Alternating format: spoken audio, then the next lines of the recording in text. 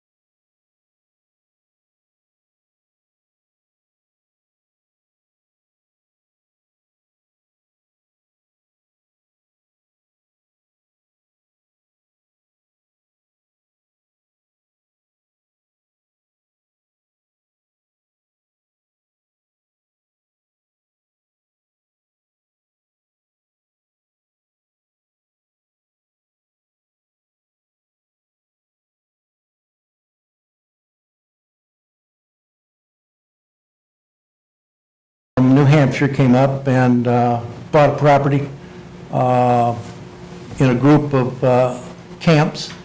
They were built back in the 40s. They were built on stilts because they are like at the water's edge. And water frequently goes under the houses, especially spring freshets or anything like that. Anyway, he sued me because water got onto his property.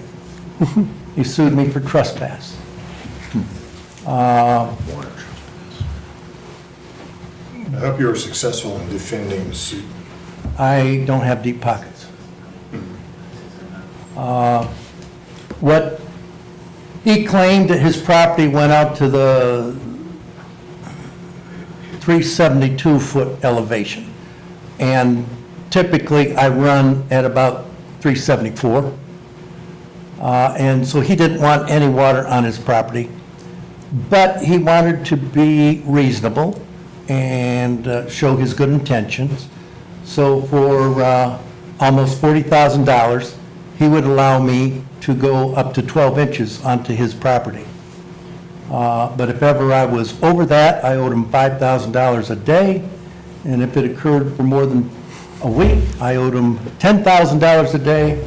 And if it was more than a month, then it went to $15,000 a day. So I couldn't work with him. And basically, I couldn't afford a lawyer, so we settled on mediation. But we don't need the details of Yeah, this, so we're but- a lot of stuff. we presented, so. I can't, I just lost too much on that, and, what do you do? Well, are you suggesting that the county should take a position on this and say, I'm letting you know what's going on. okay, You can certainly put your input to the FERC, saying that we would like to see the gates closed, we'd like to see Gilman Pond remain for property values or for the wildlife or whatever, because as I found out, the dam started construction in 1820, and it was completed in 1823 and operational at that time. That is exactly 200 years this year. You mentioned Gilman Pond Association. Have they communicated with you in any way? They have the same information you have, and the last communication I got from them is they were so upset with me for concluding the lawsuit because they figured that I was on his side and against them just as he was, which I wasn't. I had to settle. They're not happy. They're going to respond. I just haven't received it yet. well, is there some form that FERC uses to get input from interested parties in these things? No. You can So it's- use your own words any way you want. So, I mean, it seems to me that the town and the camp owners would come ahead of us and saying, gee, please don't, please keep the gates shut. And The, whether anybody wants to hear from us is beyond me, but, it's sort of a fairly obvious, non-controversial position to take, that we'd like to see Gilman Pond continue as is. Is that all you're asking us to do? Just voice that sentiment in some, yes, my guess. It's whatever your sentiment is. I'm not trying to influence you. I'm just trying to tell you what's going to happen. And to me, it looks bad for the wildlife, the environment, and the people there. Dave? Your tax base. My question is, has New Portland put in their 2 cents on this? They received notice, same as they have. I would assume that they would want to take over the dam themselves to keep Gilman Pond in place. Definitely not. Definitely not. well, I can tell you, I don't think we're gonna, my sense is that we're not gonna get in the damn business. To let you know what I'm trying to do, and I've been trying to do now for about a year, and of course I'm going to have to stop, but I found a federal grant for up to $2 million for removing dams and installing a fish ladder, or fish passage is what they call it. And if they could go ahead and do that, and have a weir or whatever that keeps a good water level, that would be ideal for the long-term solution.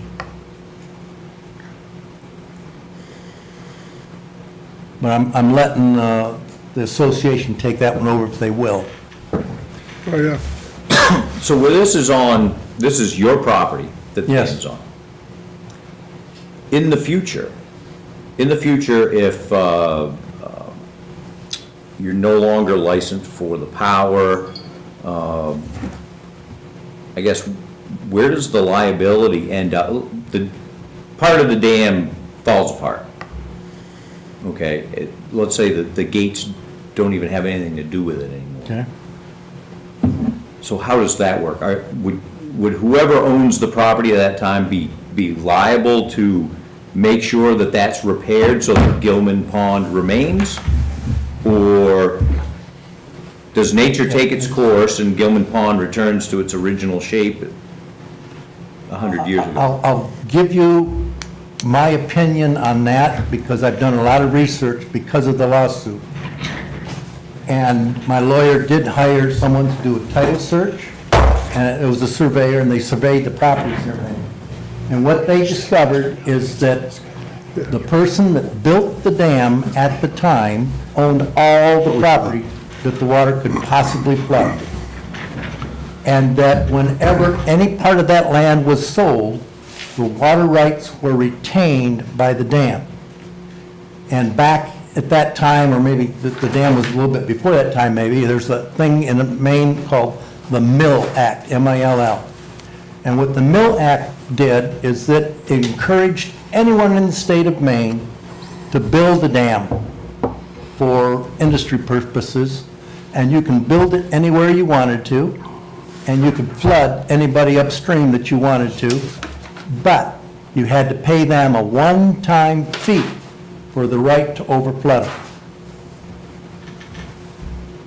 That being the case, and it was what I was trying to argue in the lawsuit, is that, that the dam can make the water go to whatever level it wants.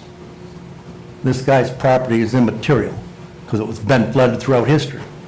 So I would think that in the future, without the FERC license, and the FERC license was only so that the person that applied for the license could sell electricity power to the grid. A FERC license only allows you to connect to the grid, and then they require lots of safety and controls and stuff like that. If the FERC license goes away, I was always thinking it reverts back to the state. The state controls me. I don't know what we're supposed to do. We want to thank you for coming and making us aware of this problem.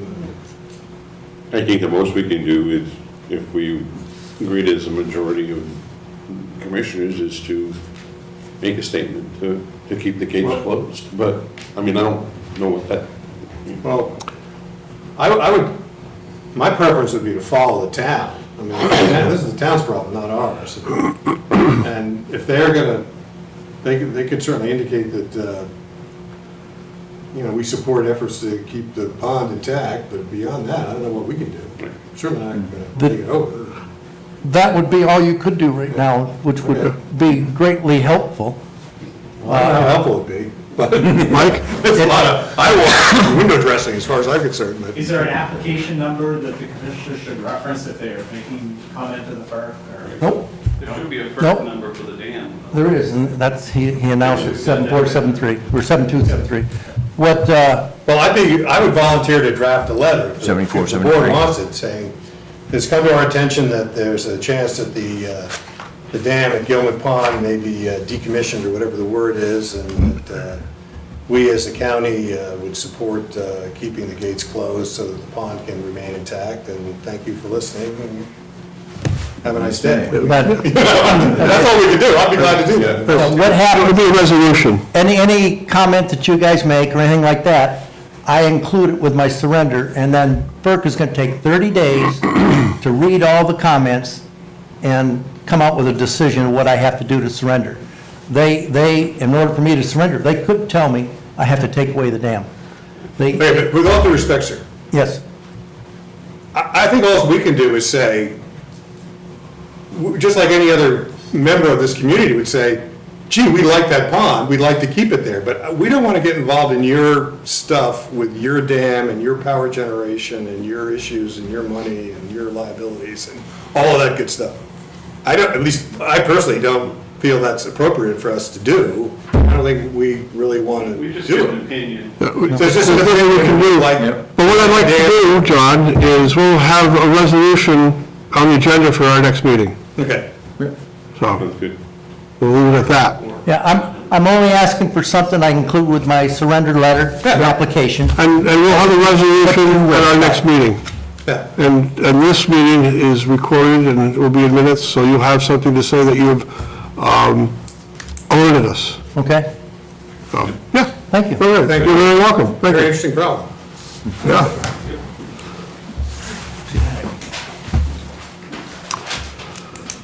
Discussion regarding the TIF and community benefit accounts.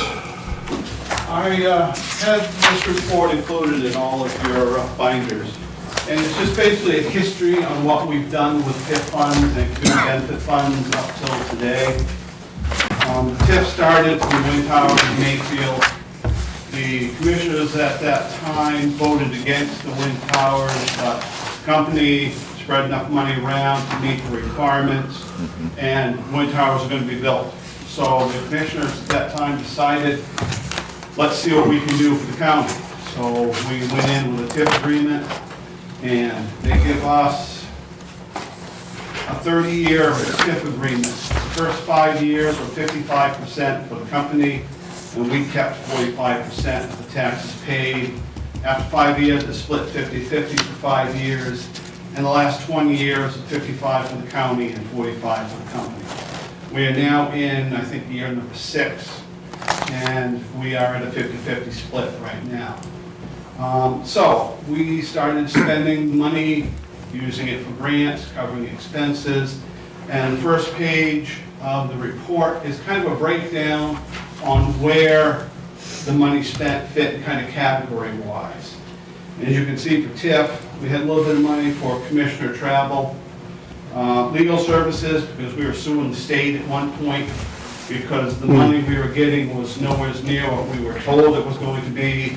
So we tried to get access to the tax valuation, how are they evaluating these wind towers, and they said, sorry, you can't see it, it's confidential material. So we didn't agree with that, so we went, and we won for a partial year because they didn't say it was confidential, but the year where they completed everything and that was the numbers we needed, that was confidential, so we never got anywhere with the lawsuit. But you can see legal services, we had $46,000. Economic development, we have a lot of loans out. You'll see we've got loans mentioned in here. We gave money to a lot of different industries, trying to help them get started and get, equipment necessary. Snowmobile ATV industry, that's a large one for the UTs. What do you do? What is that? Is that just for trail building and? Trail, groomer, both maintenance and purchasing new ones. We contributed for quite a few groomers. And, so. Is that in addition to the license, the snowmobile? Yes, yeah, that was strictly our money. We, the UT, the county, also manages the snowmobile grant program as towns do. But for unorganized territory, there's no town for the club to go through, so they go through the county. So we handle those grants. Those are totally separate. We're the municipal officers for the UT. Yeah. Yeah, so the money here is, we give out a little bit of trail money for the UTs in the fall, that's in the UT budget itself, and we match that amount with some TIF money. So it's around $24,000 that's in the UT budget, and we match that money in the TIF grant. And then we get into projects, whether somebody needs a new bridge, they come to us. We have a TIF board where we get together, we discuss, we have a recommendation, then a recommendation comes to the commissioners to decide if that money should be spent or not. So the commissioners always have final say on how that money is spent. But if you go into the following pages, you'll see a lot of snowmobile clubs in here where we've contributed money for groomers or bridges or, a new trail development, whatever was necessary. We have a historic society, we have a couple of those. First responders is usually equipment either towards an emergency rescue vehicle, possibly a snowmobile or emergency trailer, sometimes a side-by-side. We've kind of done all those for different first responders, whether it be ambulance or fire department or something like that. Cemetery repair, where we had to fix up some cemeteries in Concord, that was $17,000. Capital buildings, those include some of the salt sheds that we've had to build. We've had to do 3 over the last about 4 or 5 years. We were involved with DOT for 2 of them because we shared the site. That was the most expensive. And just recently, we finished one in Bright Plantation that we shared with Bright Plantation and Kingsbury Plantation. The money there, we've got 1/3 of it back already. The check came in. It's not in this report, it just came in yesterday. And we've got another one that's outstanding, which... Is there any movement on that? Is that? I have not heard anything. They're voting on staying with the interlocal agreement on the 22nd, which I think is Friday. Saturday, I guess it's going to be. They're gonna vote whether they stay in the interlocal agreement or not, but from my standing, it doesn't matter if they stay or go, they owe us $35,000. They're members and we built that salt shed. So that's my feelings. Yeah. I haven't heard how their vote's gonna go yet. But I've mentioned several times to them that they owe it no matter what, and they haven't responded to my comments. Capital roads, we've had a couple of projects that were unforeseen, and they were enough emergency that we decided we needed to get them done, and we were using TIF funds. One is the Lake Moxie Road, which of course is a major road for whitewater rafting. You have to go down Lake Moxie Road and then up the Indian Pond Road. And we've spent a lot of money paving that, rebuilding it, getting it in beautiful shape. The shoulders were not handled quite right, very steep. And we thought for years on how to fix this. We finally found a way to do it. We split the cost between last summer and the summer coming up. So we'll still owe between $80,000 and $100,000 on that. And we have a road in Rockwood, the northern road. I don't know if any of you are familiar with that. But the first 5.5 miles are county owned. We maintain it, it's in beautiful shape, it's great. Then you go on to about 3 miles of private road, then you're on to Warehouser Road, and Warehouser keeps their road in pretty good shape. We, in the past, have been asked by many, many different organizations to do something about that 3-mile stretch. So we tried, we've talked to landowners. One flat out won't have anything to do with us, but we did manage to acquire the worst stretch. It's a mile stretch of road, and it's in the spring, and basically it's impassable. You know, 4-wheel drive pickup maybe can get through. Our ambulance can't get up there. You know, we had to take a 20-mile detour just to get around this stretch. But we talked to the owner. He lives somewhere here in the area, Cornville maybe, I'm not sure. But he donated or gave us, did a quick claim deed for that mile stretch of road. So we spent about $100,000 on it last year, got it in good shape, and we're going to go in with probably a similar amount of money this year, put a surface on it, and get it right up to good shape.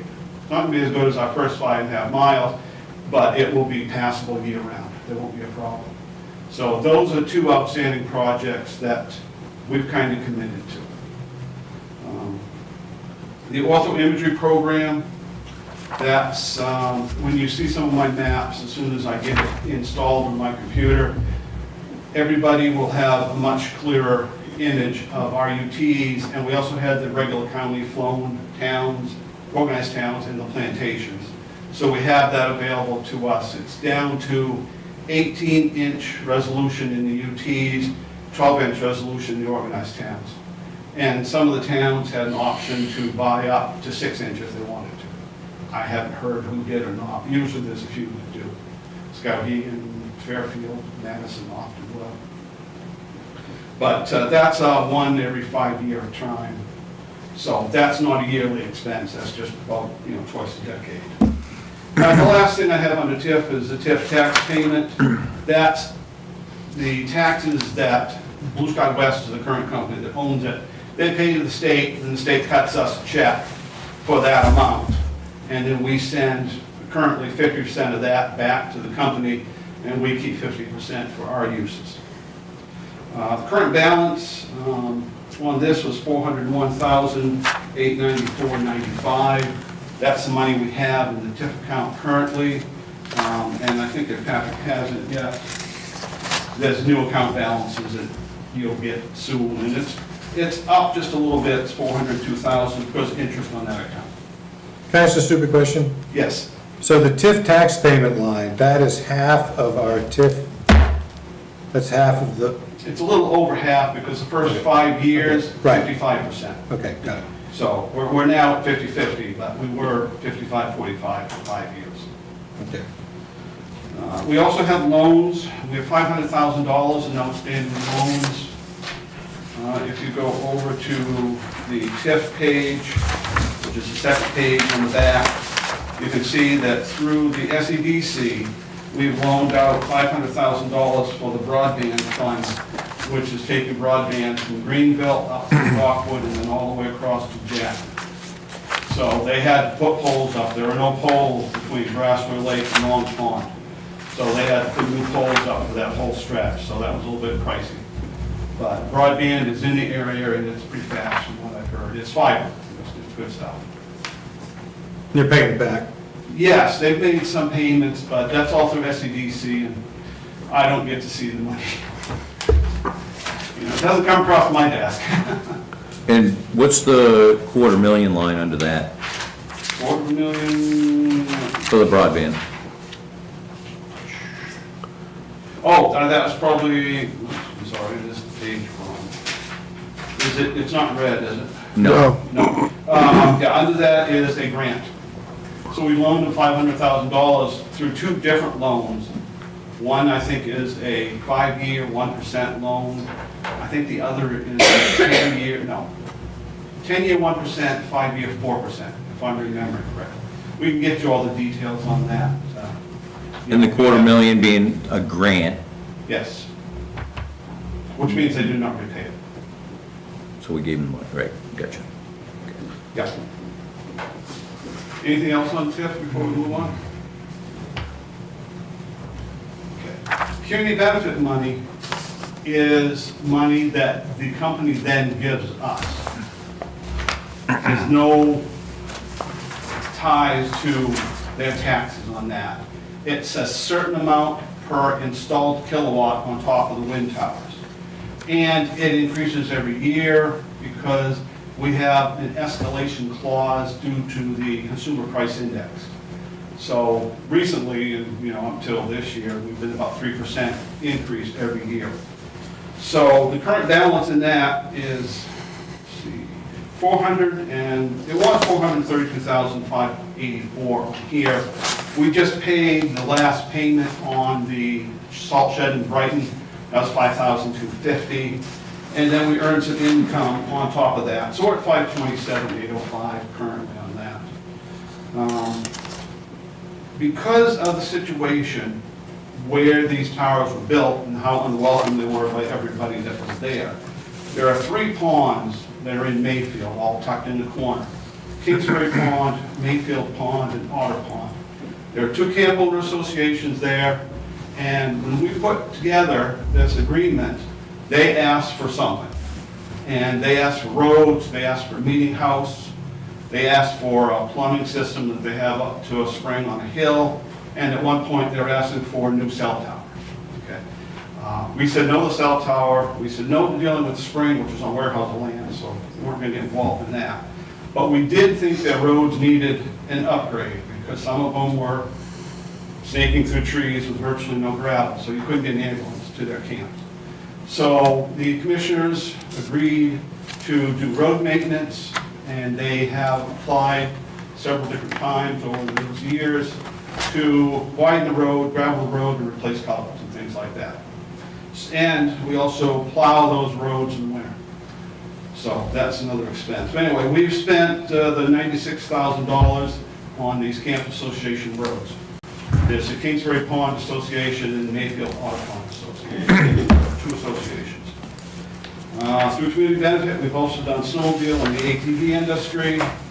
And with community benefit, we are allowed to spend money outside the UTs. We have spent money in community benefit towards a groomer in Jackman. They do many, many miles of UT trail, but they themselves are in Jackman. And we've done some other snowmobile companies, or I should say clubs, that are located in towns that serve UTs. So we've done $254,000 in the snowmobile industry there. Medical health, first responders, that's $75,000. That includes a heart monitor for the Rockwood Fire and Rescue. Also includes an AED for the Whitewater Raptors at the takeout in, I think it's in Moxie Gore at the first takeout. Community-based project, $620,000. That's the biggest amount. That includes Run the River here in Skowhegan, Boathouse project in Fairfield, the Humane Society, we've contributed money towards. They need a new building desperately. If you've ever been in the one here, you will understand why. So we've funded $150,000 towards that goal, and we have promised another $100,000, I believe, still in the future. $50,000 for, I think, 2 more years. Dave, can I interrupt for a minute? Yes, Because go ahead. if I don't ask these questions early, I'm lost. I'm not really sure what I'm looking at here. The top is TIF, TIF, yes, and the bottom is community benefit. yes. But all the money's from the same, No. explain this to me one more time. Okay, TIF is based on the property tax they pay to the state. Right, and we get The towns. So Yeah. the state gets it, then a month or 6 weeks later, they send it to us. And then we split it with the. And we split it with the company, So yeah. what, so, Community benefit is simply an agreement we have with Blue Sky West. They agree to give us X amount of dollars of community benefit. this is not a tax. This is not. They're a just tax. doing this out of the goodness of their heart. Basically, yeah. It's part of the TIF deal. Yeah, it's associated with a TIF, even though it's, So when they get their TIF deal, they agreed to pay yeah, X amount of dollars. yeah. Now, you can have a community benefit without a TIF. We have both. Kingsbury Thank Plantation, you. which has also towers, they didn't TIF it, they collect the property tax directly, but they still have a community benefit that pays them $186,000 a year. Okay. But we got both, so we're in pretty good shape there. Historic societies, outside of the UTs, there's a couple, we funded them a bit, $28,000. And we have private industry development at 30. Loans to the SEDC, here's another loan section, $365,000 in SEDC loans. And on the 4th, 5th page, we have the Go Labs in Madison. That is a loan for $150,000. And then we have a second loan with Go Labs for $50,000. The Maine plywood industry that's building up in Bingham, we loaned them $100,000. And the Valley Riders Snowmobile Club in Bingham, and they have loaned for $65,000. So those will all be repaid. They're all low-interest loans. They're just to help stimulate these companies to get their goals met and move forward. But that money will be returned. The last thing is capital equipment.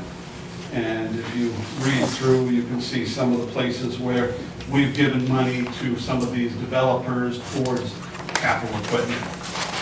You know, we try to avoid anything to do with salaries or anything like that.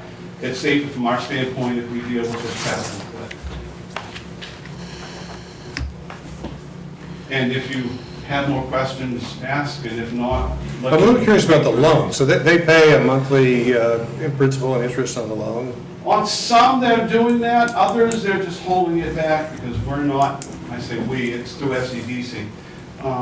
They do all the loans. They're used to loaning money, so that leaves us out. Do they have a history of defaults or bankruptcies or? There's always some. It's limited. And the ones that we look at, we're not looking at any fly-by-night, crazy ideas. Some of these major ones with Go Labs and plywood, we're looking to get jobs. We're trying to create jobs is what we're looking for. And we're willing to put money out there if we can get some people employed and stay inside our county. So those we the commissioners, as worthwhile investments towards a goal we were trying to achieve. And it does more than that, too. These loans help their financial well-being when they go out to private entities or other grant-providing entities to help them with their financial capabilities, Go Labs. to gather more money, especially Go Labs Yeah, they've got a lot of money. through- and Bingham, yeah. So under community benefit, are there certain parameters or criteria on what can actually be listed or can be incorporated into a community benefit? There are some, but it's much less limited than TIF. TIF basically has to be spent in the UTs. Community benefit can be spent in towns. There should be a UT benefit somewhere, and some are, I think, a little stretchy, but, there's some contact there. But you know, it's a lot freer. So if you come up with a project you want to think about spending money on, we'll just have to. How about funding the sheriff's new opioid program? I don't think that's a community benefit. Huh? I don't think it falls under community benefit. Well, if you're. Well, I guess that's what I'm asking. Well, if Where's you're the assisting the definition of what a population, community benefit? That's already government entities. Opioid epidemic. I think you could argue I'm not the authority. I would imagine that's something that could be done. Some of the UT money, or not UT money, sorry, some of the community benefit money was spent to replace generators for this building and for the comm center. So, Right. you know, that was $80,000, so I think the opioid would probably fly by too. Yeah, the community benefit can basically be spent on anything. It's whether you want to try to focus it on UT items or not. But you can spend it on anything. But if you had a countywide drug treatment center and people from the UT participated, you would argue that it's benefiting everything. That would work, yep, I'm just exploring the Yeah. parameters. that would work. You could definitely draw a benefit to something like that. So where is that written? I'm sure there's got to be something somewhere that says, I know we have. this money, it's a lot of money, it needs to be used between this and this. Yeah. It probably doesn't say anything. We have, Only the tip, the actual Yeah, tip has designated buckets. This much is on roads, this is much on this, that. But when it comes to community benefit, it's wide open. So we have X amount of dollars that we can decide to spend on anything. And we can use this to help out our budget issues. You can, but I wouldn't, you I mean, I'm just saying, rely on well, that to be a stopgap. It's Could more that be used for sticky with- one-time projects. yeah, it's something positive and, Yeah, yeah, seed money and. it's better for the one-time, Yeah. yes, absolutely. Okay, just exploring things.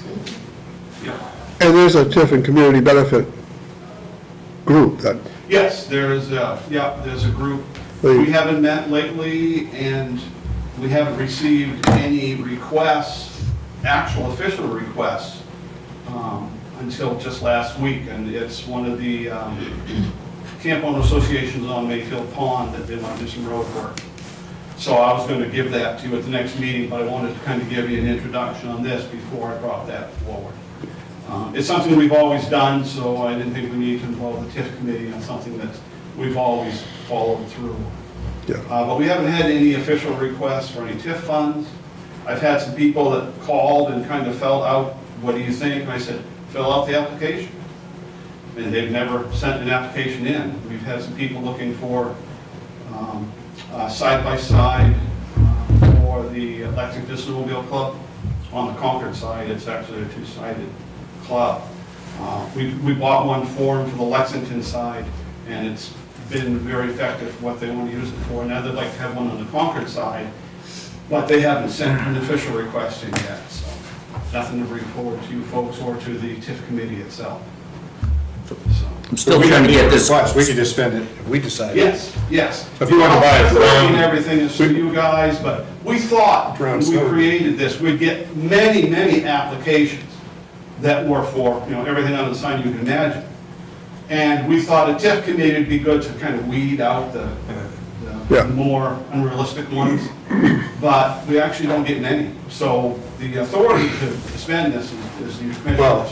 until I joined this board, I never even heard of this, and I'm sure I'm not alone. There's a lot of, this doesn't get a lot of publicity. No, especially it hasn't. We expected more, just by word of mouth, but I think that some people, if they find out they can get access to funds through us, they're keeping their mouth shut, not telling anybody else.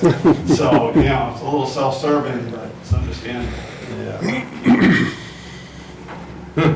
Interesting. So this is. Gilman Pond Association could apply for a dam grant. Is a county by county basis. This isn't something that is under state statute. It's under, is it under county charter? Is it? It's not under, I don't believe it's under the county charter. I just find it strange that millions and millions of dollars are just floating around out there that 5 people can just spend however they want. Just No, does not make We have sense. an agreement, there's a whole agreement. There's an agreement somewhere, That you have to follow. yeah. The TIF The agreement, benefit is outside the TIF, but I think there's It's still part of the some agreement, though. regulations on it. We'd have to dig it out and find them. It's much freer to spend, so when we know something can be spent out of TIF according to our agreement we have, state had to approve the TIF agreement, then we would use TIF funds. But if we run into something that is a little more not in the UT specifically or involves a use of funds that we don't think fits under the TIF agreement, then we can go to the community benefit. I think what we should do is get you guys a copy of the agreement. so you Yes. can- That would be fantastic. Yeah, that'd be great. What I'll do is I'll give you the UT budget for TIF, because it has its own budget, has all the different sections in it, and then it has percentages of where we put money. The percentages really don't mean anything, but that's just for our guts to see. We're saying 10% on, ATV equipment, or 20% on education, or, there's many different fields we can spend on. So I'll give you that at the next meeting, and you'll have that to look at and see. And I'll see what I can find for our community benefit agreement. We do have one. I just got to see if there's any regulations on it. I don't think there is. But I'll double check. Yeah. So inside that TIF agreement, we would likely see something that may reflect the part of, say, the Mayfield Camp Owners Association, that deal that we made with, hey, we're gonna maintain your roads. That's not in the TIF. Now, what you see in the. Other TIF county is more- roads are, but not those. Those are the community benefit because we weren't sure how the state would react because they are private roads. And we put every county road that we own, we maintain, that's in the TIF. I've got map. Yeah. So that agreement, so look, I'm just gonna pick on this. Right. That agreement with Mayfield, is that just a verbal agreement between those camp owners and the county? Pretty much, yeah. Yeah, they apply, we say yes. If we, the past commissioners said yes. Is that kind of a risky kind of thing? Well, no, we did. So the next, the East Overshoe Pond Association, they want their roads fixed up too. No, we limit it strictly to them. Yeah, and they're going, why Well, not us? there was reasons. There were reasons why we did it. Yeah. Given their location, the fact that when those wind towers were Towers up, are they all there, lost right. property value. Right.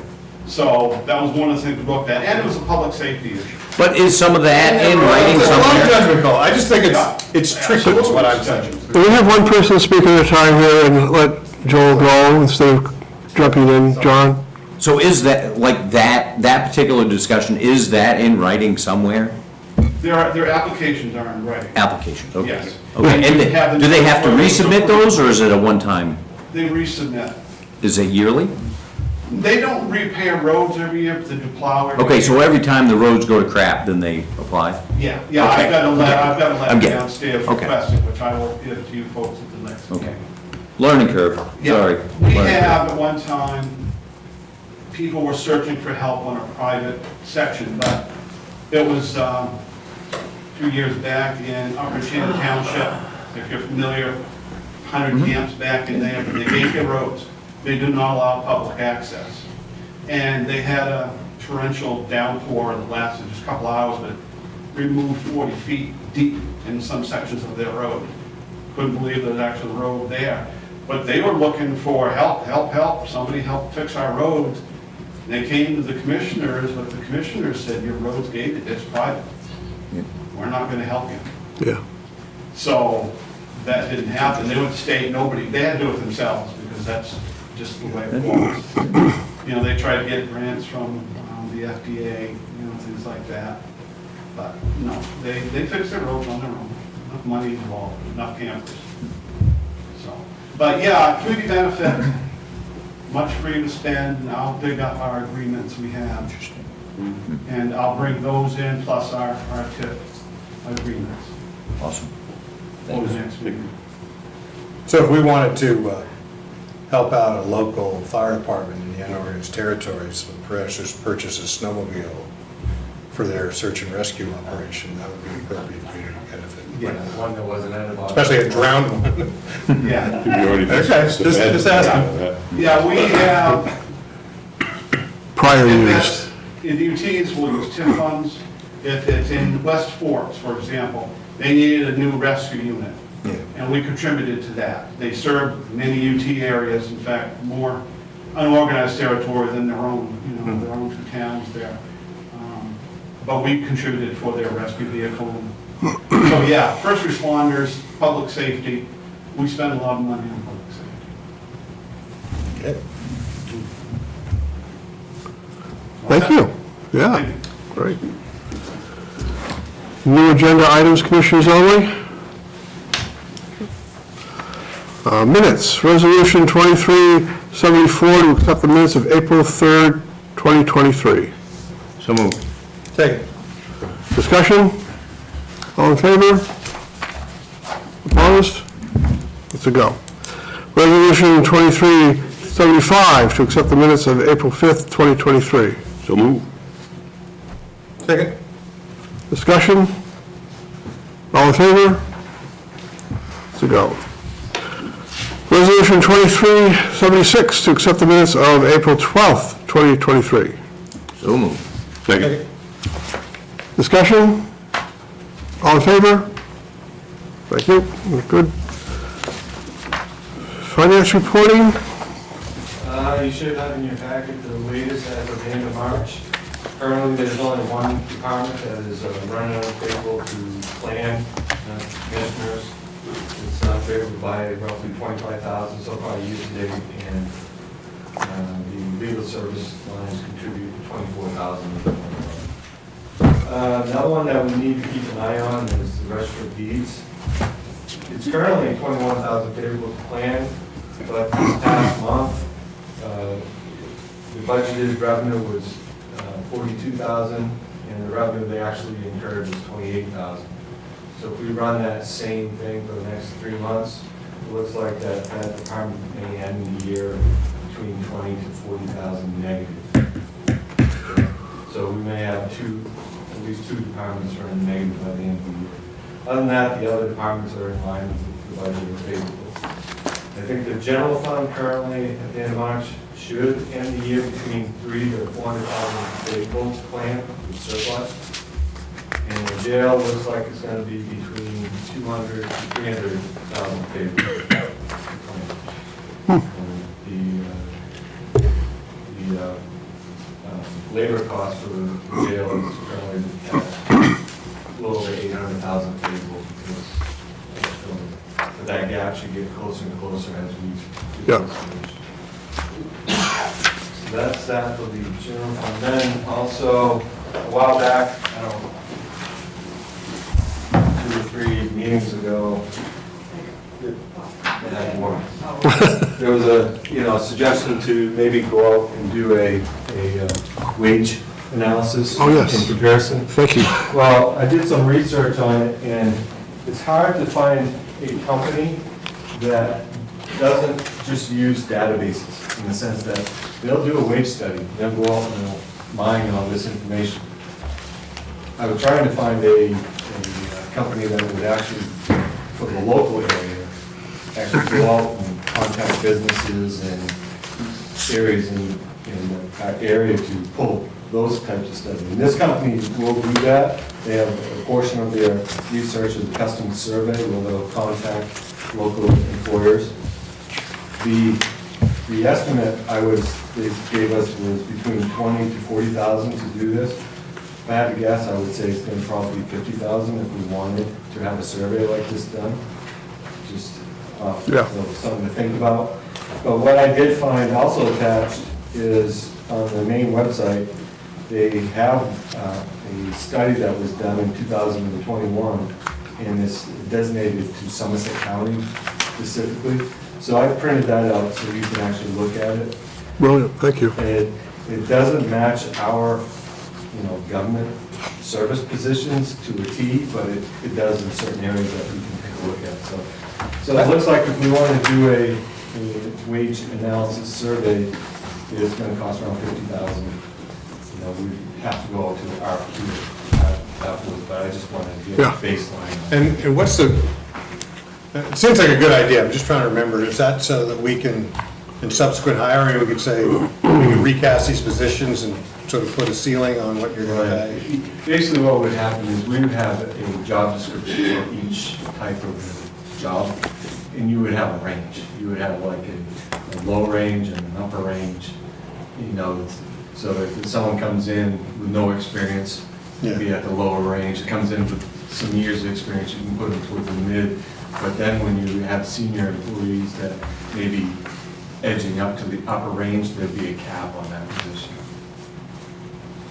Yeah, but we sort of, well, I mean, we have our own history for what we pay people. So unless we're gonna say, well, we're just overpaying this particular type of worker, we should just, or we're underpaying them. Right, you know, when I look at the wage distribution, it's all over the place. And I don't think there was any logic behind it. Now, you do have to remember, you know, if you do a wage study like this, you may end up paying more money. Yeah. They don't usually come back saying, pay less. I'll say parenthetically, I've seen this wage estimates before, we used to use these in court, because particularly in a child support case or something, so-and-so saying, I can't afford this, I'm only a lowly, plumber. You give this to the judge, say, oh, the judge says you should be making, people are sort of poor-mouthing themselves in court. This information is useful in cross-examination sometimes. I've seen these before. So I guess I'd leave it up to the commissioners with that information on whether we would like to pursue it. Great, thank you. Thank you. Thank you, Pat, for doing that. Administrator report. Oh, I'm sorry, are you done with your finance report, Patrick? I think he is, Yeah. Administrators report. All quiet. All quiet. All right. Department heads. Chief Deputy Mitchell. Monday was a busy day. We had a barricaded subject in North Anson. Used up a lot of resources. He barricaded himself for a couple hours before we was able to give him to surrender. Fired a lot of shots at the deputy, two deputies.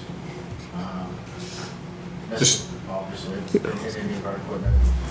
Didn't hit any houses, even though the firing was done in a very congested area. We were lucky. How about the state police? Did they get involved? They did when they helped out a great deal. I mean, by the time they arrived, though, we had them surrendering, but Well, I guess what I'm asking is this, what we hear is that the state police are not providing rural patrol services anymore. they don't patrol. They don't do the rural patrol. But when you need them in a crisis, they have crisis teams. The TAC team. TAC team, Yeah. for example. It used to be TAC team was a part-time organization. They're full-time now. So when you need the TAC team resources, you call and they will muster. But, you know. Is that part of their justification for cutting back on rural patrol because we Yeah, have a full-time TAC they're team? focusing their attention on doing the things that they do very well. And they've been neglecting the highway, like the I-95, the Turnpike, 295, forever. Since I was in state police, we never patrolled it. We just didn't have time. Now they're focusing their resources out there. They have 50 openings. So they're reassigning people right now until they can get their numbers up. They're just not getting the applicants like everybody else. Anything else? That's all I got. Okay. Frank? We learned about the yellow flag law now, so we have one of those. Oh. What are you doing with that? Taking people's guns. Taking people's guns specifically. Okay.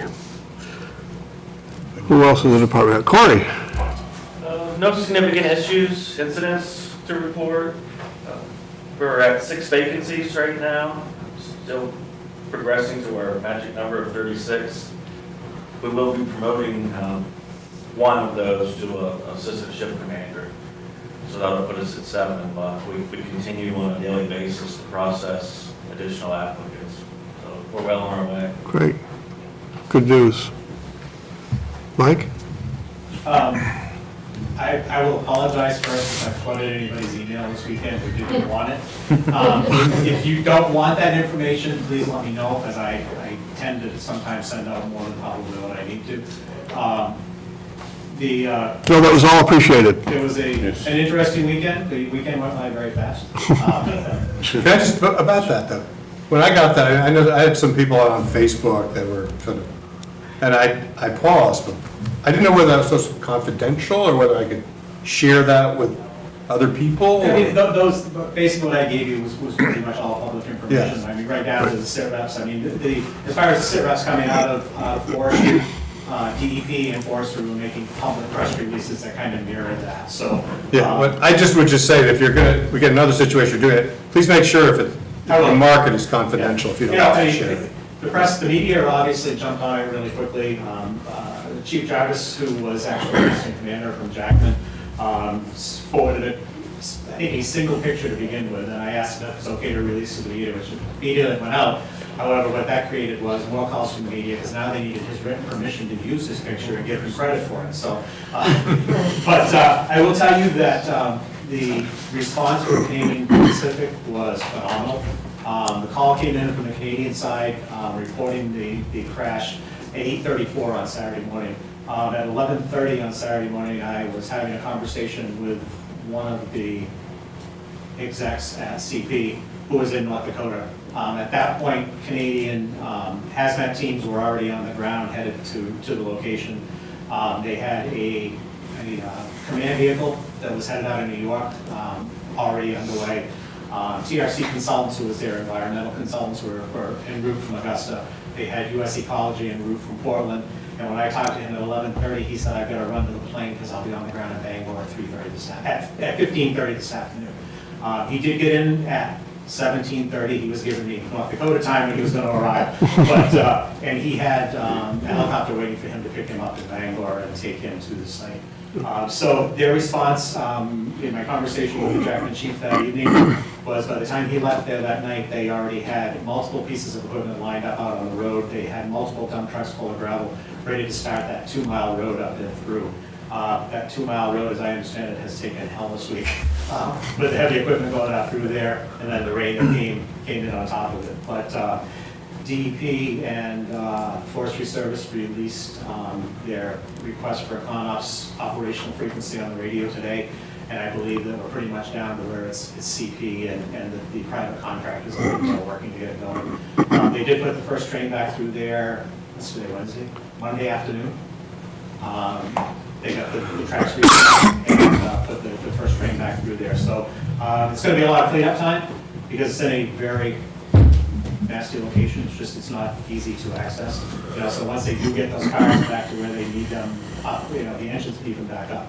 They get 2 miles to get them up from there. So they're going to be a lot. But and other than that, the Homeland Security grant that I had mentioned to you at the last meeting, I hit submit on that yesterday afternoon. There were seven projects in there to the tune of about $185,000. So we'll see how we settle out once they go through and determine which ones they're going to approve and then not approve. Good, thank you. Anybody I missed? Dave?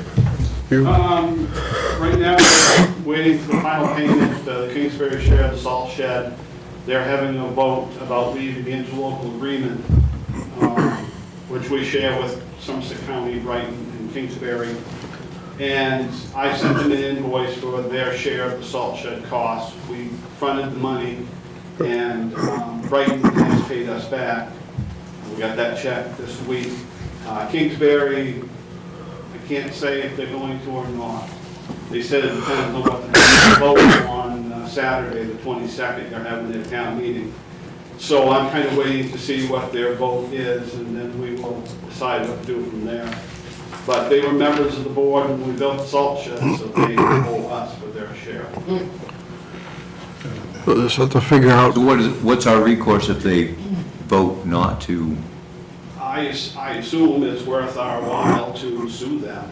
We have a signed agreement. John has seen a copy of that. And they were members, well, they're still members right now, and they'll see if they want to vote in a couple days when the town has their vote. But when we voted to build a salt shed, they wanted a stick-built building. We went with one of the prefab type that's so common nowadays. Would it help that, oh, I'm sorry. Go ahead. Would it help their discussions if they had some indication from us that we expect to get paid, and if we don't get paid, we're gonna sue? Yeah, so when they letters decide from the whether. commissioners would be good. They've already heard that vocally from me. Okay, good. So, yeah, Okay, that's if you probably want good to send enough. an official letter, And how much is their portion? $35,250. Doesn't take long to rack up legal fees. to No, I 35,000. realize that. Right. But what bothers me the most, Well, I'm saying more on their side, oh, well, right? see, I mean, Well, they'll be paid for, you can either pay the lawyer or you can pay your bill. yeah, and they would be paid our lawyer fees too. yes, they're Oh. paying for our, yeah. Right. But money is not a question for them because they have the same wind towers. They have a few less than we do, but they get $186,000 a year in community benefit funds on top of the property tax that Blue Sky West pays them. So they have a mill rate of, I think, 5. So it's not that they don't have the money to afford So- it. It's just they're going to turn their back on our interlocal agreement and possibly join Abbott for their snowplow and that kind of stuff. And then there's, in the contract, there's a clause that says if you leave, you just leave everything behind, you don't get shares of anything. And they're willing to give up on the land, we had to buy the land at, it was 80,000 or 90,000. We split 3 ways and we all own 1/3 share of the building and the lot. But they're now saying if they go elsewhere, they will turn over land, but they don't want to pay for the salt shed that we built on it last year. Well, let us know. But they made an agreement to to pay for part of the shed.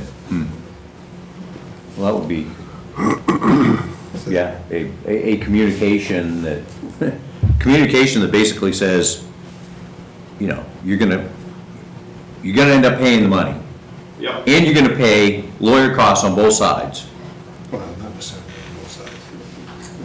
Or I think- possible. Yeah, I mean, I think we shouldn't take this money down. It's just, you know, they should pay. Let us know how it works out. The meeting. That's it. Would we, Are you gonna be at when the, again? Huh? Their meeting is when? 22nd, the town meeting, they're going to have their vote on whether they're going to stay in. 22nd of April? Yeah. Okay, so this Saturday. Okay. Saturday, are you gonna be there? Wasn't planning on it. Okay. I considered it, and Phil Curtis, our road consultant, very involved in building the salt shed and our interlocal agreement, was considering going also, but we're basically, all we can do is tell them that they can leave. Well, they're not voting on paying the invoice, that's nowhere as I could see in their thing, but it's leaving the interlocal agreement. I think they feel if they leave the interlocal agreement, they don't have to pay for the salt shed, but that's not the case. Oh, okay. So should we preempt their meeting and inform them that the agreement says that they're going to pay whether they leave or not? I've sent them an email specifying whether Okay. they leave or not. They were members and we agreed to build it. Okay. So, Okay. excellent. yeah, but if the commissioners wanted to put a letter together, you know, within the next day or so, we gotta get an email to them before Saturday. It could be a good idea to We'll remind do them. that, yeah. Could you? You have that letter?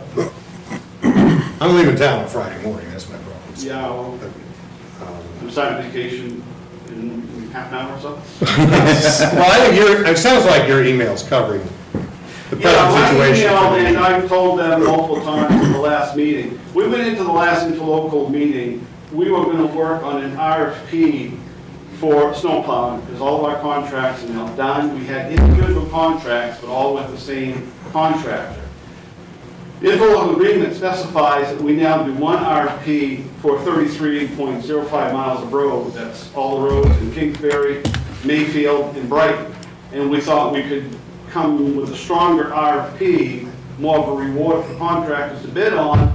And I went in and was just trying to figure out how we're gonna handle this, who's gonna be paying the bills, who's gonna do this and that. We're actually a junior member for mileage. We only have 7.5 miles of road that we plow, and they have, 13, 12, or, whatever. It comes out to be 33 miles, so we're a minor partner. In road distance, we're equal to the salt shed. But they just came out and said, we're not thinking about staying, we're thinking about leaving.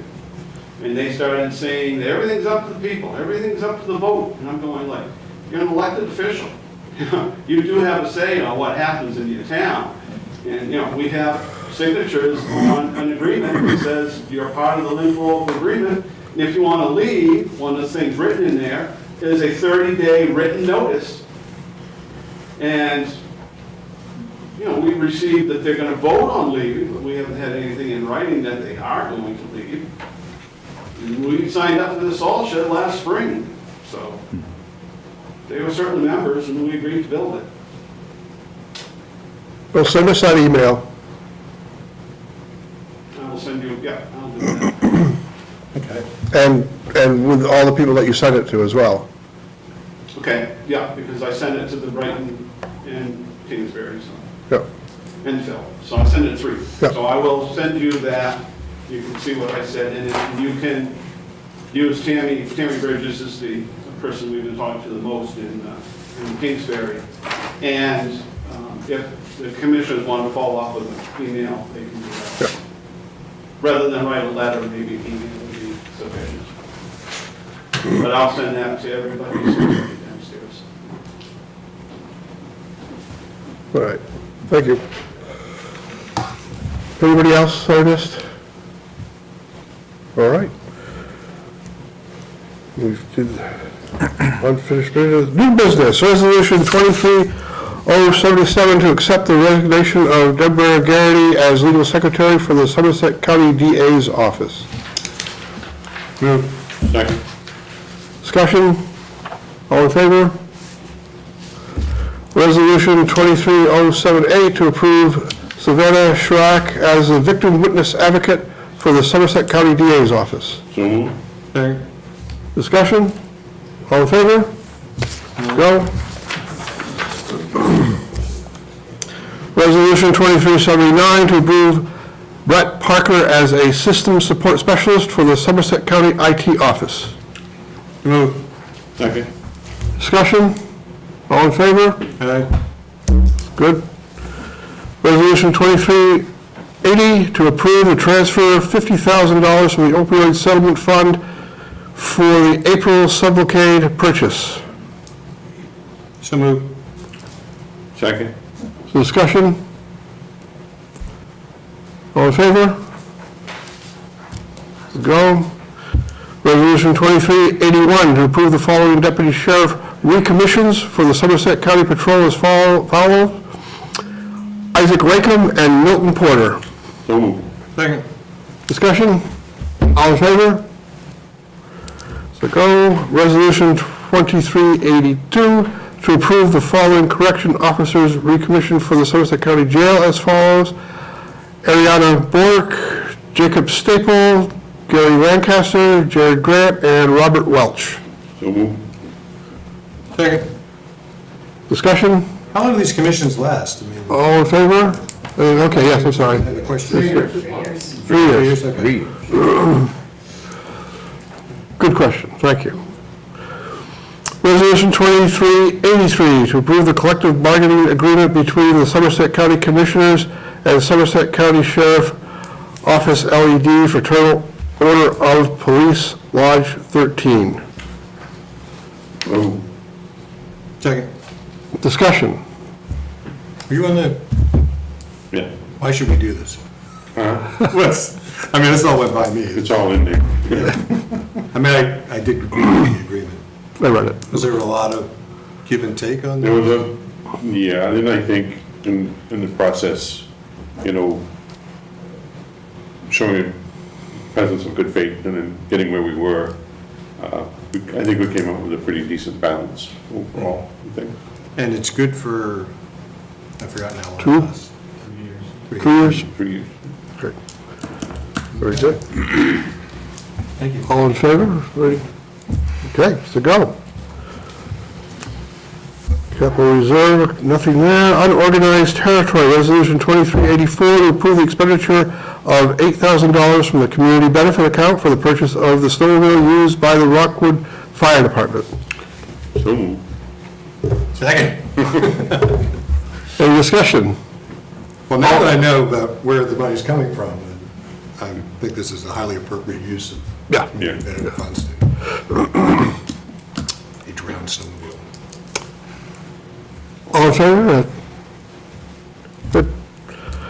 Warrants, Resolution 2385, to approve the treasurer's warrants for the general fund, Somerset County Jail, and UT in the amounts of $93,681.38 for the general fund, $52,853.57 for the Somerset County Jail, and $59,934.80 for UT, for a total of $206,451.75. 75 cents. And 75 cents. 75 cents. Oh, that's all you want to do, 75 cents? So moved. Just want to be accurate on the movement. Yep. All in favor, any discussion? All in favor? Discussion, miscellaneous discussion items, commissioners only. I've got something I want to bring up, and it stems from Mike's emails. Just wondering if it's feasible, or if we should, and I had talked to Mike about the possibility of visiting the site up there, because I think it's an opportunity to get some education, to build a relationship with a railroad whose large majority of run through our county, and to work with them in different ways that might build a relationship that could be very effective in moving toward economic development and some different things that we could do, getting involved with them all together. Not to point of blame for what happened, or try to do anything about that. We know all the ins and outs about what happened.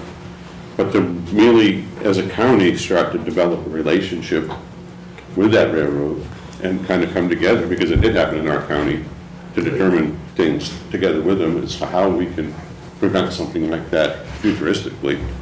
And also a great opportunity to build a relationship with a huge company that has transportation that might be a very equitable thing for the county in the future to look at some types of economic development that could transpire along those tracks or with the assistance of the railway. Just my thought as I read the emails and as things happen, sometimes we don't like to take the track of what we can do to make something positive from a tragic event. But I think if we've gotten involved to a certain degree, I think this might be a positive for the county and for the railroad. And just wanted to throw that out there.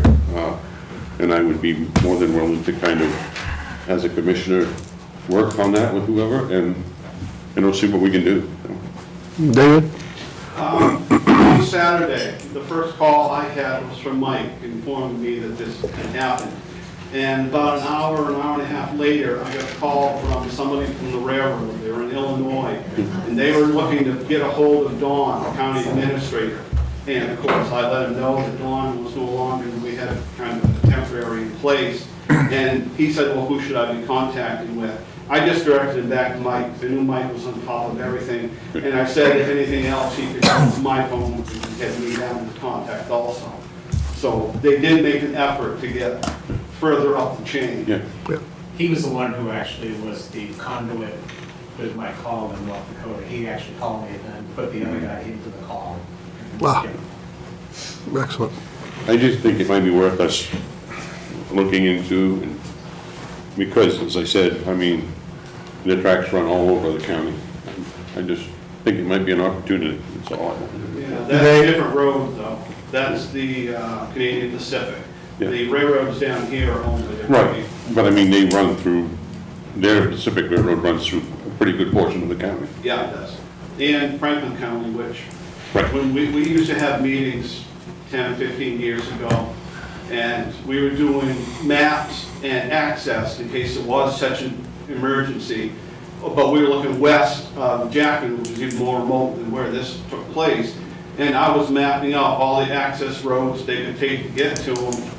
And Franklin County, we asked them if they wanted to participate. They didn't realize that about 10 miles of railroad went through the northern part of Franklin County. They don't pay much attention to their UTs way up north. Do they have a given all these train derailments starting with Mechanic a number of years ago, I mean, and other train lines doing the same thing, do you think they have some sort of public relations effort to, or they'd want to come here and tell us what they've done and how this isn't going to happen again? I and- suspect they have, but it's probably at the first responder level. I'm pretty sure Jackman must have some kind of, Well, you know, I mean, one of the things that I think the commissioners probably need to be aware of is that train when it comes through, and it comes through downtown Jackman, that's their scanning point. The scanner sets just to the west side of Main Street if you're headed northbound. That literally potentially can shut down traffic on 201 30 minutes to an hour as it comes through. Because it comes through so slowly through that scanner, depending on how many cars there are on it. I'm not following you. Scanning, the train is slow? Scanning every car. that's the radiation scanner, right? Yep. To determine what?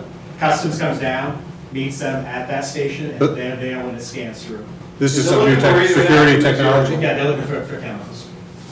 Oh, Yeah. So, I mean, the particular train that came through the other day was actually one of the shorter ones that I've heard. There was actually 70 cars on it, 19 of them were empty, 51 of them were loaded.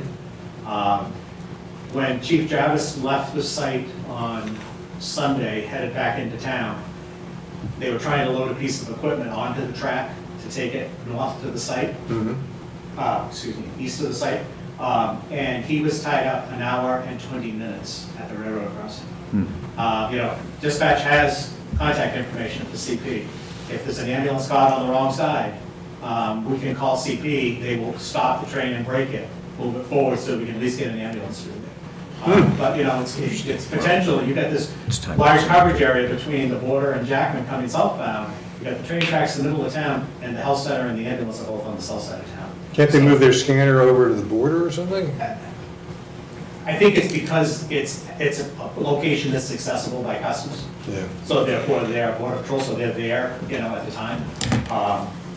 You know, to me, the only other potential location could possibly be the Demo Road crossing, you know, which would be accessible. Now, is this our scanner or their No, scanner? no, it's their scanner. Actually, it's Homeland Security scanner. It's not a Canadian scanner? No, it's a Homeland Security scanner. Yeah. That's feds. Oh, jeez. Most of our border Big crossings brother. have scanners on them. Scan That cars? railroad is technically a Scan border your crossing. Yeah, Yeah. It must take electricity, I imagine. probably. That's why. Used to be a Yeah. thing. It used to be you could get on the train there and go to Montreal. Remember those days? No. So, do either of you have a input as to Scott's idea of developing a relationship? I have no problem contacting, CP? Heskey, who is the person who came from Dakota. See if there's a way to maybe, I don't, this is just me, if you want to go to the scene, that's fine. I don't think going to the scene accomplishes point, I don't anything as think far we as can. having a meeting goes. If you want to have a meeting to me, either in downtown Jackman, you know, at the town office or something, I think that obviously is doable, as long as they're willing to do it. I don't mind, you know, putting, I don't know if you want Commissioner Seekins to be the point person on this, to put him in contact with Clem and kind of have a three-way conversation as to maybe having that discussion. It's entirely up what you want. I would suggest that if Scott Seekers would also be the UT commissioner of that district. Isn't that? That's you. Yeah. I know that. No, Personally, I don't see a benefit. I don't see a benefit. You're handling it well, they're doing a good, sounds like they're doing a good job. I just, Not sure I need to be under their Well, feet. there's a thought from relational perspective, I just think to it's- really get I- educated on just- stuff. I think I could see it being more beneficial if they actually had, say, a train depot where they stop in Somerset County and we could generate some, whether it's transportation or whatever out of it, but they don't. They go strictly straight through the county, Yeah. right to the Scaticos. So, I would see it, not really a benefit, but if they weren't doing the good job that you said that they were doing, totally different story. absolutely, and I completely. People were agree with in your danger response. and all those sorts of things. Other than that, I don't feel like I need to be under their feet. And I understand where you're coming from, but I think with not having, like I said, not having a train depot anywhere within the county that we could originate any type of transportation from, I'm not sure where the benefit comes in, but we're certainly kind of a pass-through for them, so. Just a thought that, Yeah. that came about regarding it and potential, possibilities, but I'll be close to that site probably on Friday, but I don't think I'm going in because I'd just be in the way. That's Yeah, my right, opinion. yeah. But I know exactly where it's placed. There's a road that goes by called the Old Station Road. And that's actually, in wintertime, is used as a snowmobile trail.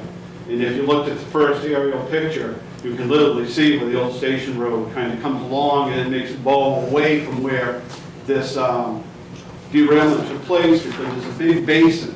I had my map on, and it had all the contour lines showing, and you can see the steep hills, and a basin, and the basin goes right up against the railroad tracks, and that's where the washout took place. So I could literally see on a map where probably that's the exact site where it went over. But you can get there easy in the summertime, but this time of year, it's a combination of snow and mud, and they're bringing in heavy equipment, so the north end of that road is going to be really shot. I think having heard stories from across the country with train derailments and the cleanup issues and everything they Right. were having, and to have that much response within the first 8 to 12 hours of the Yeah. incident, I thought was phenomenal. again, I think that is phenomenal, because we always seem to, in Maine and in our counties, set the precedence for how it should have done. And I think personally, and this is entirely up to you, but I think personally, once this is all over, possibly a letter from the commissioners thanking them for their Yeah. expeditious response and taking care of the stuff that needed to be done, I think might a little bit open those doors. You know what I mean? Yep. Yep. Maybe you should draft something up for us, I and can do that. we'd be glad to sign it. I can do that.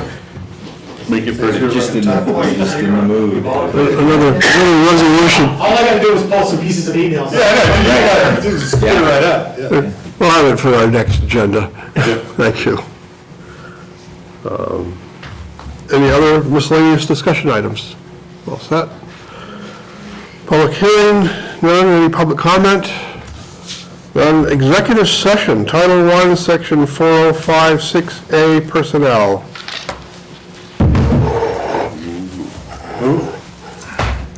Second. All in favor? Okay, we're in. This is with our personnel. As far as